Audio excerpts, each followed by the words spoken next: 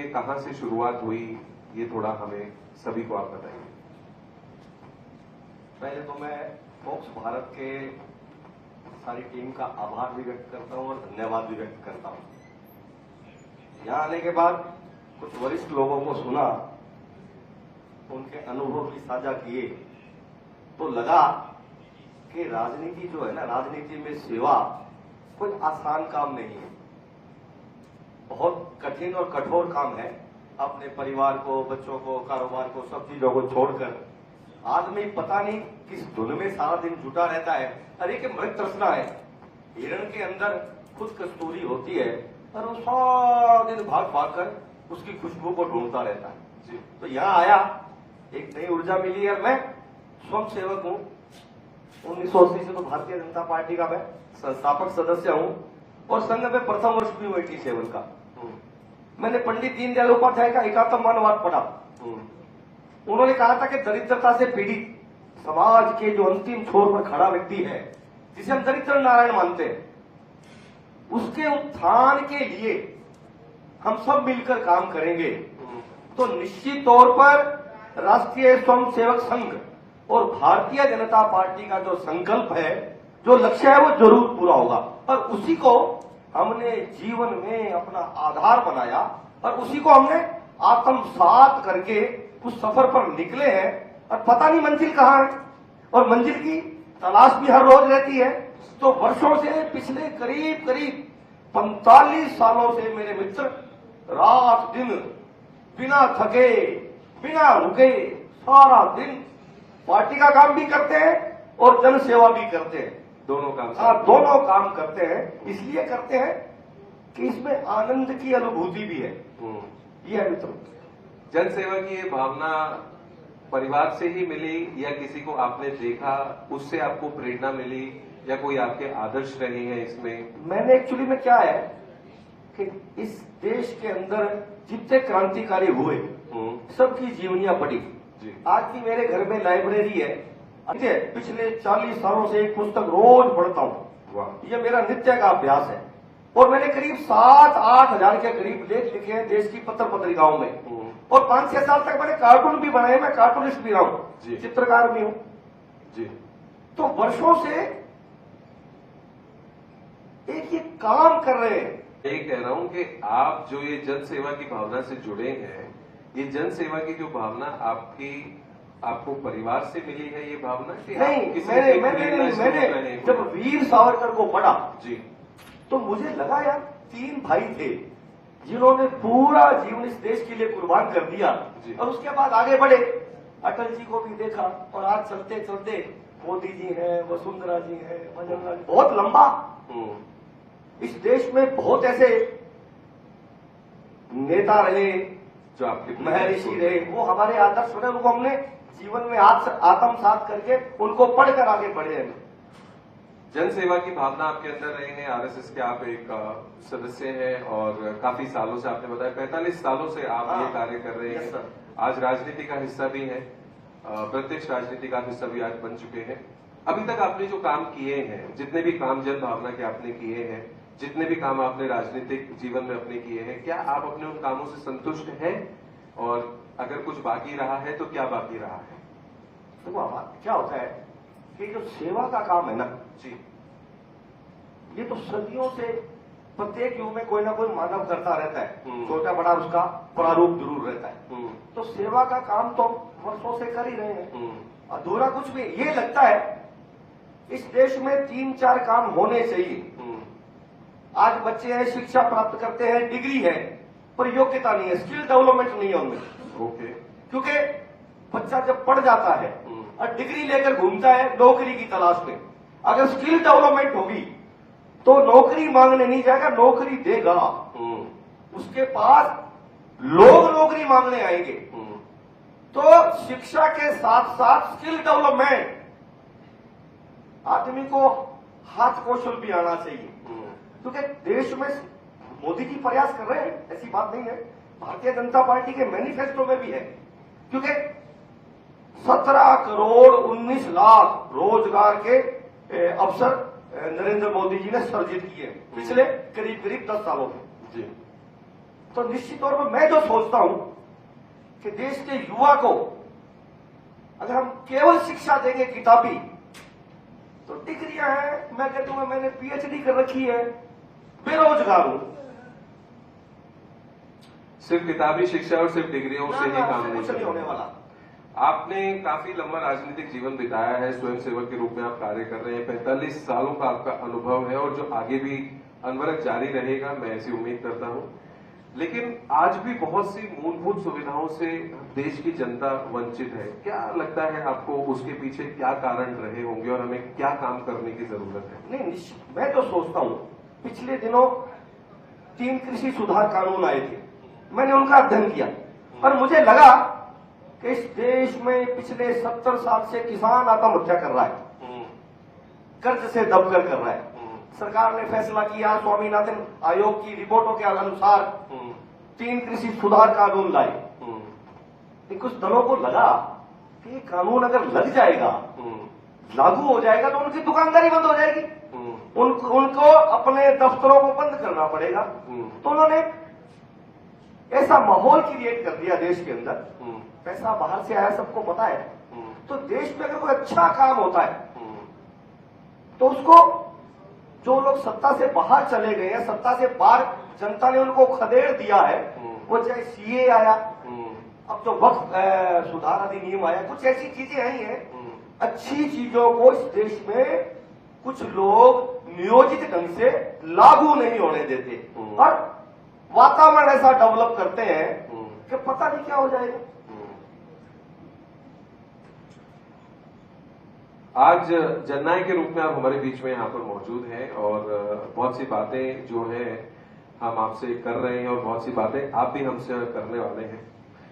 आपके पसंदीदा राजनेता के बारे में अब मैं बात करूंगा कि आपके पसंदीदा राजनेता कौन रहे हैं, कौन है और उसके पीछे क्या कारण है आपके? देखो जी, मैं तो सावरकर को इसलिए पसंद करता रहा कि वो बैरिस्टर पास रहा, जिसको 2 जन्म आजन्म कारावास की सजा हुई, जिसको सेलुलर जेल में कोल्लू के आगे जोड़ा गया, मूंज की रस्सी बटाई, उसका जीवन था।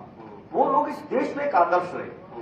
उसके बाद अटल जी हैं, मैंने पता है, अटल जी हैं, वसुंधरा, बहुत ऐसे नेता रहे हैं जिनके नक्शे कदम पर, बताए हुए मार्ग पर हम चल सकते हैं और चलकर इस देश का, इस समाज का, इस प्रदेश का हम कल्याण और उत्थान कर सकते हैं। क्योंकि उन्होंने कहा ना, सावरकर माने तेज, सावरकर माने तप, सावरकर माने तर्क, सावरकर माने तारुण्य, सावरकर माने तितिक्षा। तो सावरकर जैसा व्यक्ति अगर उसको आप पढ़ लो, देखो आलोचना करने को कोई कर सकता है, कोई कह देता है कि मैं सावरकर नहीं हूं, मैं माफी नहीं मांगूंगा। सुप्रीम कोर्ट का भी कल परसों आया इस विषय को लेकर कि सावरकर को देश के जिन्होंने कुर्बानियां की आजादी की, उनके ऊपर उंगली नहीं उठाई जानी चाहिए। कुछ लोग कह देते हैं कि उन लोगों ने पढ़ा ही नहीं उनको, और जो लोग नहीं पढ़ेंगे वो अज्ञानता में आलोचना करेंगे और फिर उनके पास उनके पीछे एक लंबी फौज होती है कि जैसा नेता ने कह दिया और पीछे वाले वही बोलेंगे। तो युवाओं को मैं कहता हूं, देश में 70 साल तक भ्रष्टाचार होता रहा, भाई भतीजावाद रहा, देश की संपत्ति लूट कर खा गए बड़े बड़े नेता हैं जिनके पास पता ही नहीं, जनता बेचारी भूख भरती रही। और अब पिछले 11 साल में लग रहा है कि देश एक विकसित भारत बनने की ओर जा रहा है। कोई काम आप देख लो, देश में गडकरी के बनाए हुए रोड देखो, आप मजा आता है।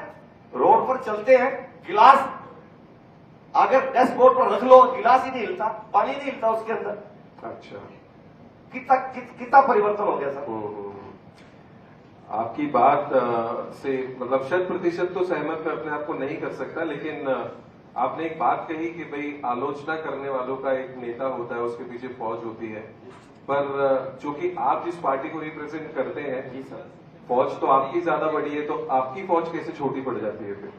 सोच छोटी कहाँ है सर, बताए ना आप मुझे। मतलब अगर कोई आपकी आलोचना कर रहा है, वो आलोचना कैसे हावी हो जाती है? स्वस्थ प्रतिस्पर्धा और स्वस्थ आलोचना हो तो उससे हम सीखते हैं। जी, निश्चित तौर पर अगर कोई स्वस्थ आलोचना करेगा तो उससे सीखेंगे भी और उसको पार्टी फॉलो भी करती है और उसमें परिवर्तन भी करती है। और केवल अपनी प्रेजेंस शो करने के लिए जी, या अपने आप को दर्शाने के लिए आलोचना कर दें जी, वो तो फिर समय बर्बाद है, चाहे मीडिया का है चाहे जनता का है, सबका होता है, ध्यान भटकाते हैं। बिल्कुल सही बात है।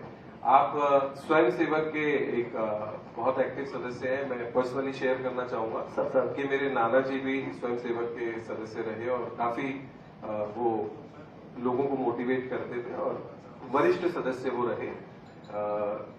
बहुत पुरानी बात मैं बता रहा हूँ आपको, 84 में तो उनका देहांत भी हो गया था। आज जरूरत है युवा पीढ़ी को एक दिशा दिखाने की। युवा पीढ़ी बहुत सारी ऐसी चीजों में अपना समय बिता रही है जो शायद उनका समय बर्बाद भी हो रहा है। एक जननायक होने के नाते आप क्या मैसेज हमारी युवा पीढ़ी को देना चाहेंगे? मैं आपकी बात से वहीं शुरू कर रहा हूँ। स्वयंसेवक होने का एक लाभ ये मिला कि मैं पिछले करीब 45 सालों से सुबह 4 बजे उठता हूँ जी, नित्य कितने बजे ही सोऊं, 4 बजे उठता हूँ।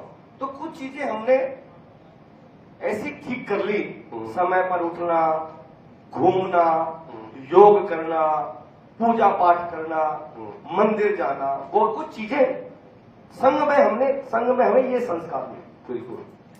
अब आप कह रहे हो युवाओं को क्या मार्गदर्शन, देखो मैं जो महसूस कर रहा हूं, युवा पीढ़ी बड़ी तेजी से नशे की ओर जा रही है। जिस इलाके में मैं रहता हूं, मैं गंगानगर रहता हूं, और हमारे आए दिन कोई ना कोई समाचार पत्र में आता है कि कोई नशे का इंजेक्शन लगाकर मर गया, कोई क्या हो गया। सरकार कोशिश करती है और सरकार ने भी असेंबली में टास्क फोर्स का गठन भी किया है। मोदी जी का भी सपना है नशा बंद होना चाहिए, पर हो क्या रहा है, मेरा ये मानना है कि पुलिस अधीक्षक जिले का अगर वो चाहे तो उसके इलाके में बीड़ी नहीं बिक सकती। अच्छा, नशा बिकना तो जरूर है, बहुत दूर की बात है। एसपी पुलिस अधीक्षक अगर जिले का चाहे तो एक बीड़ी नहीं बिकने दे, अपने एसएचओ को कह दे कि तेरे इलाके में अगर बीड़ी भी बिक गई तो मैं तेरे को लाइन में भेज दूंगा। ठीक हो क्या रहा है। अब देखो, आप सोचो सारे काम मुख्यमंत्री तक आ जाए, गृह मंत्री तक आ जाए, ये मुश्किल रहता है। कोशिश करते हैं, विधायक करते हैं, लेकिन इसमें मीडिया तो कर ही रहा है लगातार, media, social media, print media लिखता है, लेकिन समाज का अवेयर होना, हम सब लोगों का जागरूक होना और बच्चों की काउंसलिंग होना, बच्चों को अच्छी शिक्षा, काउंसलिंग और रोजगार।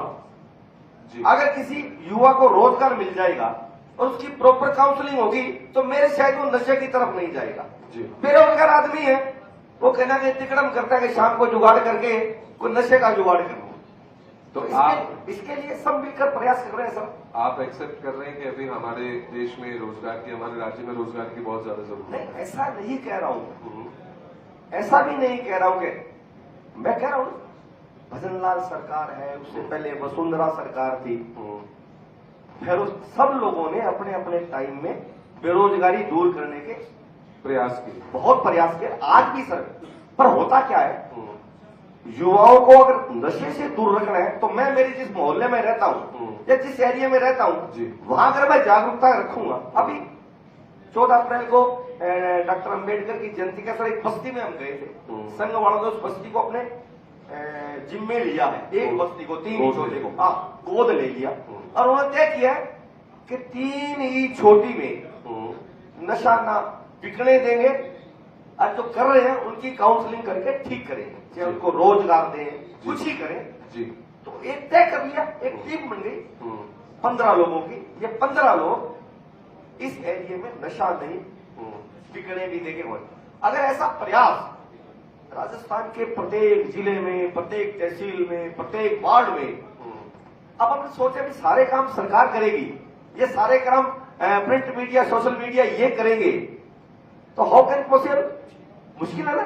इसलिए जनता, हम सब लोग हैं, उसमें मैं भी हूं, आप भी हैं और भी हैं, सब लोग अगर तय कर लें, क्योंकि अगर अपन युवा पीढ़ी को नशे से नहीं बचाएंगे तो मेरा मानना है पाकिस्तान जैसे लोग आने वाले 20 सालों में कई बार ठोकर हमें चले जाएंगे, क्योंकि युवा में ताकत ही नहीं रहेगी, नशे से मरा हुआ होगा तो कोई भी कुछ ना कुछ कर देगा। तो ये चीज सबसे ज्यादा करने वाली है मेरे मित्र। मुख्य रूप से अभी तक जितने भी लोगों से बात की है, सबने यही बात कही है, आज की तारीख में नशा एक बहुत बड़ी और प्रमुख समस्या है जो कि सबको नजर आ रही है और युवा इसकी तरफ जो बढ़ रहा है उसे रोकने की बहुत ज्यादा जरूरत एक बात और कहना, जिस इलाके से मैं आया हूं उस इलाके में से तो मोदी सरकार ने कोशिश करी, हमारे जल संसाधन, हमारे वहां क्या है, बुड्ढा नाला है लुधियाना के पास, वहां की फैक्ट्रियों का अपशिष्ट पीने वाले पानी में जो गंगा नहर में आता है, भाखड़ा में आता है, आईजीएनपी में आता है, उस पानी से हमारे इलाके में कैंसर बहुत है। अगर आप आओगे तो हर घर में 1-2 लोग कैंसर के मरीज मिलेंगे। अच्छा। सरकार ने इस बजट में कैंसर यूनिट जरूर खोल दी है, हमारे गंगानगर में भी खुली है। बीकानेर में तो हमारी एक ट्रेन चलती है गंगानगर से जिसका नाम है कैंसर ट्रेन। अच्छा। हाँ, मैं जो कह रहा हूं प्रमाणिकता से कह रहा हूं, क्योंकि फोक्स भारत बहुत बड़ा काम करता है देश में। आज से मैं कविता जी को पिछले काफी लंबे समय से जानता हूं। तो जो कैंसर ट्रेन चलती है उसके अंदर 99% कैंसर के पेशेंट होते हैं, उनके परिवारजन और वो, उसको भी ठीक किया जाना बड़ा जरूरी है।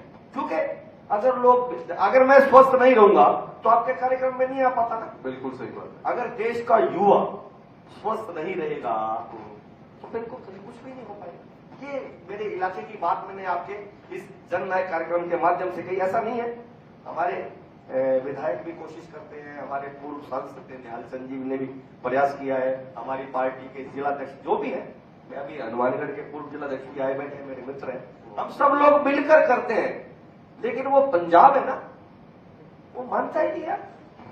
रोज पानी डाले जा रहा है, फैक्ट्रियों का पानी डाले जा रहा है, और वो सरदार जी हैं, सीएम साहब शाम को वो राम बानोस्ती ले लेते हैं, उसको उसे पता ही नहीं लगता क्या हो रहा है पंजाब की हुई है।